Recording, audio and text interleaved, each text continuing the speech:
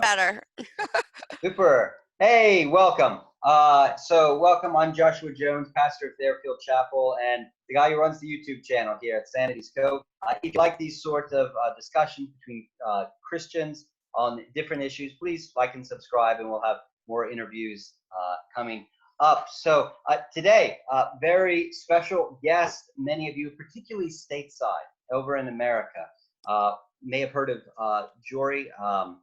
Jory Micah, very glad to have you on.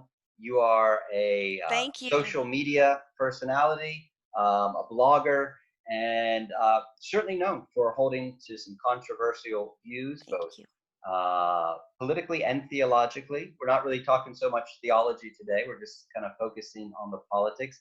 And particularly, we're going to be talking about Joe Biden and maybe ways Christians can engage in politics in a way that has integrity. So, Jory, I admire you for two reasons. The first was that you're just willing to come on and be interviewed and have a discussion like this, because in my own limited experience, usually progressives don't like being interviewed by either centrists or conservatives. But you're brave enough to come on, so I appreciate that. And secondly, and it's the thing I want to talk about, you don't necessarily fit the tight mold of what many people always think of as a typical progressive. You're willing to break ranks with the big influencers, and especially over this whole thing with Joe Biden receiving the nomination to run against Trump later this year for president, particularly in regards to the Tara Reade allegations.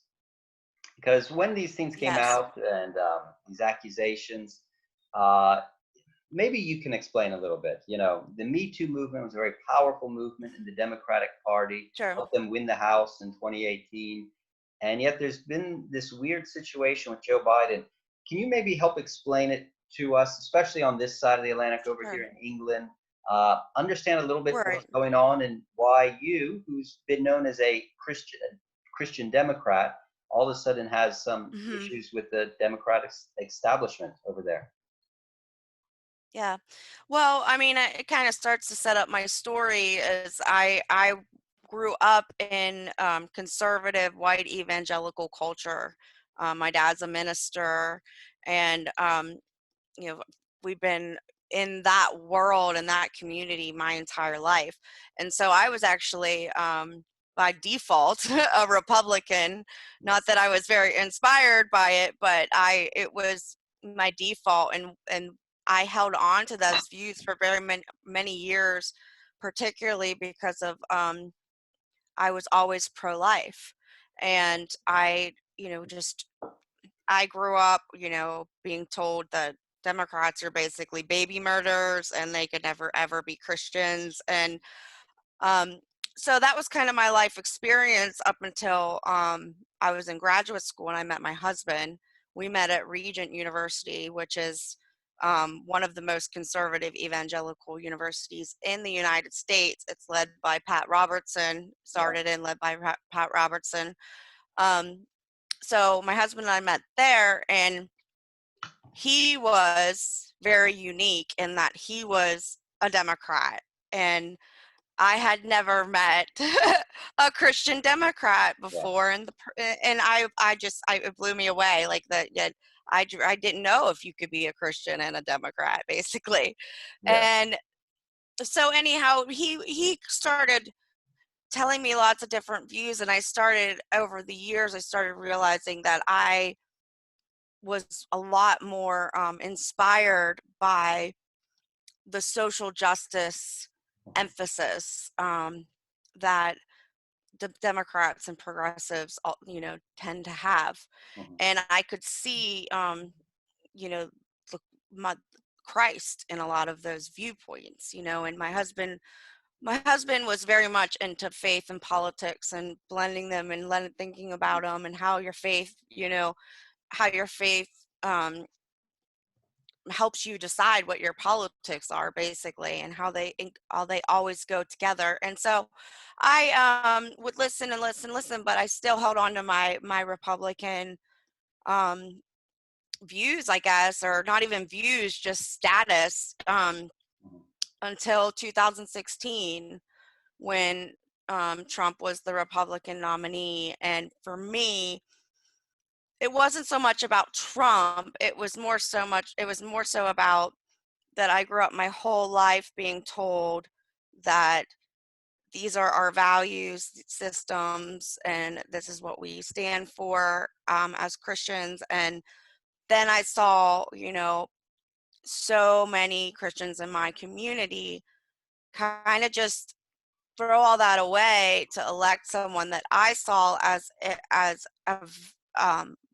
perhaps one of the most immoral people that is alive, on the planet, and definitely one of the most immoral presidents that we have ever had in our lives. So, but again, it wasn't so much about Trump. It was more so about me feeling jaded by and betrayed Yeah. by the Christian community that I grew up in. Yeah, well, you're not alone. I think there's a lot of Christians who felt that way, and like I told you previously, I was kind of disillusioned by the whole thing, and I didn't vote for either candidate.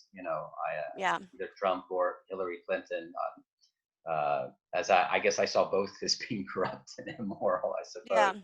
yeah, Um, which I didn't don't necessarily advise anyone else to do. That's just where I was at right. that time. Just your But opinion. so, given all that, your journey, then away from the Republican Party, becoming to embracing more a progressive political stance, outspoken as a Christian Democrat these last years. What's your big objection with Joe Biden and the Sure. DNC at the moment? Well, I mean, I just think it's the same exact like hypocrisy that was in 2016 with Republicans and Trump. I'm just seeing the same exact thing where you know, one of the reasons that I was inspired to even go to the Democratic Party from the Republican Party in 2016 was because of the intense Me Too movement. Mhm. And that's what I consider my greatest calling and passion is to help um, women be heard and seen and become equals in society.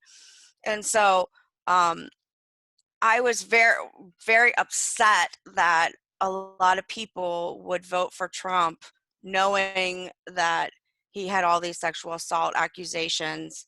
And of course, his infamous, you know, PUSSY Yeah, grabbing yeah, video, yeah, so I just could not believe that, the family values, um, yeah. Christians are Yeah. gonna go for this guy. So um, So I you was feel you're in very that situation moved. again now? Yeah, definitely. Like I was very moved. What I was stating too is I was moved by the Me Too movement in a way that actually really truly inspired me in a big way, and that helped to build. That was a new. I had a new relationship with Democrats, and that helped to build my trust in them. Yeah. And now, these Tara Reid accusations come out, and it doesn't even matter if Tara Reid is telling the truth or not. It's the way that the Democrats silenced her and smeared her and Mhm. just, did the exact same thing to her that was done to all of Trump's, supposed victims. Mhm. So it was just, I, I really felt like, I initially endorsed Joe Biden because even knowing that he had some sketchy things like, you know, weird things with touching girls and women and just kind of creepy, and I felt like it was just maybe just like, he was just kind of weird, touchy feely, and um, just of a different generation kind of thing. And so I kind of just like let him off the hook a little bit, and then and I endorsed him because like I got to the point where I was like, it's become clear that Bernie doesn't have a chance because the Because you were a Bernie establishment. supporter, weren't you? Yeah, I Yeah. still love Bernie. I wish Bernie would be back in the race, you know. So would But I. at the I agree with that. yeah, I would love to see a Bernie Sanders Trump debate. that would be amazing, That would right? be fun. I mean, at the moment, I think like a Biden Trump debate, I mean, Trump's just gonna demolish him. And that's He's not gonna me saying demolish that. him, That's not me saying that as a Trump supporter so much. It's just, right? when No, just Biden the way they talks, he's just are. not all there. It's he's not a Well, and strong candidate I like think Bernie. what's Bernie's a strong candidate in a way that right, you know. and I think Trump, Trump doesn't, he has no. To me, he is like the king of confusion, and that's how he Yeah, confused even words and sentences he uses yeah, are confusing even when he's talking normal sometimes. yeah. So but so we go, we have Trump, the king of confusion, Mhm. and then Biden, the king of confused. So we're putting, you know what I'm saying, like that Yeah. is gonna get kind of weird. It almost seems, first of all, even before the Tara Reade sexual assault allegations and all of these, and the parting ways with the Me Too, or the division within the Me Too movement, it's been interesting seeing this online Twitter relationship between, what is it? Sorry, help me with the names here. Alyssa Milano and Rose McGowan, is it? Alyssa Milano. No, and kind of Hmm. the two founders of the Me Too movement go their separate ways over Right. Biden. Um, it's the kind of thing that Trump supporters and Bernie supporters can agree on. I appreciate how it was the Right. Bernie supporters that really broke this story and made it an issue, and only later did Trump supporters get on board with it. And finally, in a distant third, the media got on board and began to give it a reluctant bit of coverage. Right. But you guys, yeah, Yeah, I mean, and that was the weird thing. It was just, it was the way that it was handled by the Democratic establishment, I was saying earlier, I don't know if you heard me say this, but Bernie Sanders has the greatest grassroots support that an American presidential nominee has ever had yeah, in American history. Like he had the fire, he had the inspiration, like he had the real, like, he was the strongest candidate for mhm, this election, but his election meant the established Democrats mhm, kind of coming to terms with um their own policies. Do they really believe in these policies, and do they, and the more sent, I don't know, like they were just so threatened by Bernie, and unfortunately they, if they just think, if they would have, if the media and the establishment supported Bernie, who had an immense grassroots movement on the yeah, ground, yeah, we could have won. We yeah, really could have won.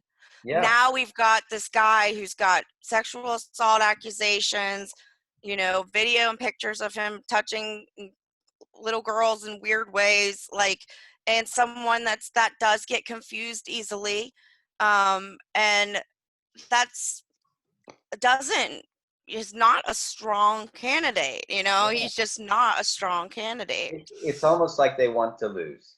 It It's feels like that a yeah. little. You may object strongly to what I'm about to say, but I've always liked.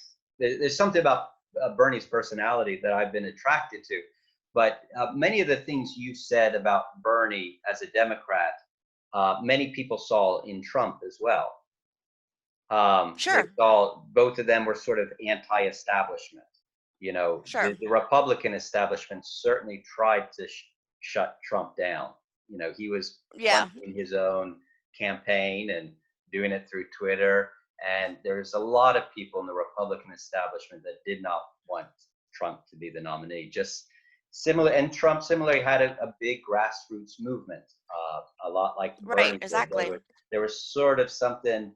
both of them had a slightly outsider, we're going to get in there and shake things up, and once we're in office, Mhm. nothing's ever going to be the same again.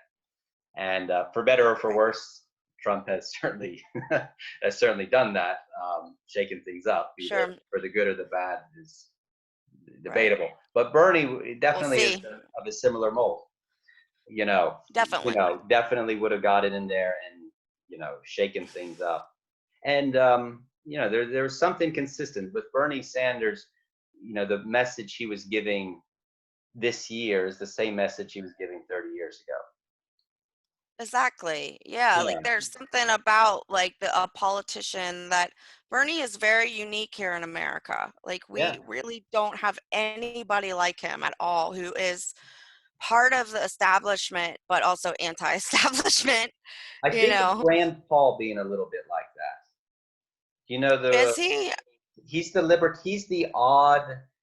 I mean, he's the I think the only one who voted, the only Republican that voted against the big relief bill or whatever it was. He's the small constitutional guy who wants to balance the budget. He's Okay. the libertarian Republican, but he's actually Mhm. libertarian. And Yeah. but he's been that way his whole life. You know, Right.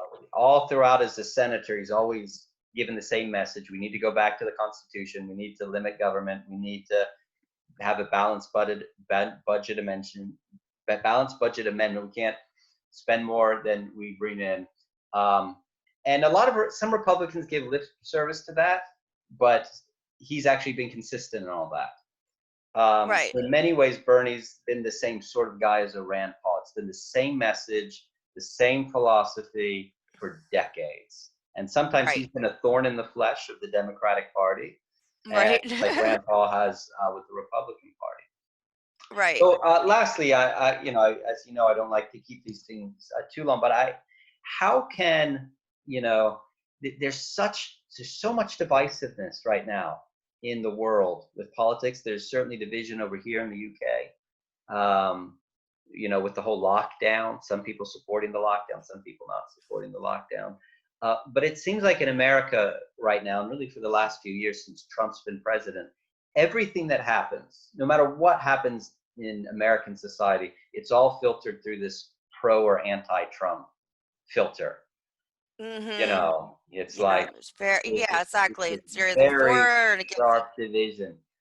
How can Christians, if the world around us is so bitterly divided politically, how can Christians set a different example and Sure. how to Well, I think disagree more first of gracefully? all, yeah, I think it's first of all, remain keeping things in perspective, that we we don't serve any politician and we're not looking for any politician to save us. Mm, Um because we serve Christ and God, God has saved us. And I think when you really keep that first and foremost, that, God is first. And God will never ever, turn on me, will not betray me, he will mm, not erode my trust. He will not leave me disillusioned.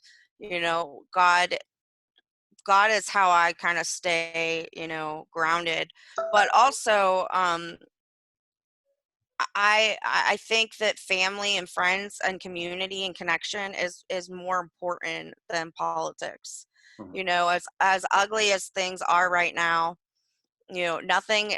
I read something the other day that was like nothing is as bad as it seems in the past, and nothing is as good as it's going to be in the future, kind of thing, like that. Like, so it's like that's perspective of, from my side of things. We look at someone like Trump as a disaster, you know. right. um but I've really been feeling like, it's not as big of a disaster as it feels right now, and and nothing is new under the sun. This isn't, it isn't new for us to have a lot of these experiences we're having. So, and then also I've talked about this a lot, that my mom she's very right wing Republican, and she always has been. And she, because my dad kind of stays out of politics, she has been the major political influence in my life, Mhm. until I really met my husband and then started really kind of following Yeah. like political leaders online and forming my own opinions. But her and I, we get into arguments, and there's been times where we haven't talked for a while, Mhm. and we just give each other space when we need to. Mhm. But at the end of the day, like, my relationship with my mother is so much more important than, Yeah. any politics at all. Great. Well, thank you. So I think Yeah. keeping humble and knowing that everyone has a perspective, Yeah. and everyone's perspective is different. Yeah. And understanding that people, aren't trying to be evil. Usually people think they're right, Yeah. and they're right and good, and they think they're, you know so keeping that in mind, knowing that we all have a different perspective, and that if we can come to each other with curiosity instead of judgment and defensiveness. Letting go of judgment is a really hard thing, Yeah. but it's a really important thing, because when we're judging someone else, there is an aspect that we're judging ourselves as well. Yeah. Jory, thank you so much. Even for those watching who maybe will have a different political views than you, I certainly, and I hope others appreciate your consistency to your values. Even though it would be very politically expedient just to get on the train and support Biden, and because that's what the Yeah. Democrats are doing, you're sticking to your guns, and there's something we're quite respectable about that. So um, you know, we respect you for that, and I'm sure even our conservative Republican and or Tory over here, it's the Tories viewers will appreciate that. So well, Thank you so much. sure. Well, God bless, and I hope that as you continue to engage, reach across the aisle and engage people with different viewpoints, that God just gives you grace to be able to both speak in a gracious way and listen. And we certainly need more of that grace, both here in the UK and it's certainly over in America. So God bless you, and talk to you again later. Thank Bye bye. you.